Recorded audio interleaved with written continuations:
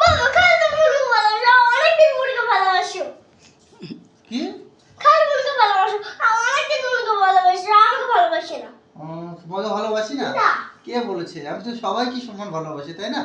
বুনুকেও যেমন ভালোবাসি, তোমাকেও তেমন ভালোবাসি। হ্যাঁ, তোমাকেও ভালোবাসি, বুনুকেও ভালোবাসি। বুনু তো ছোট। আচ্ছা ঠিক আছে, তুমি করে আয় তাহলে।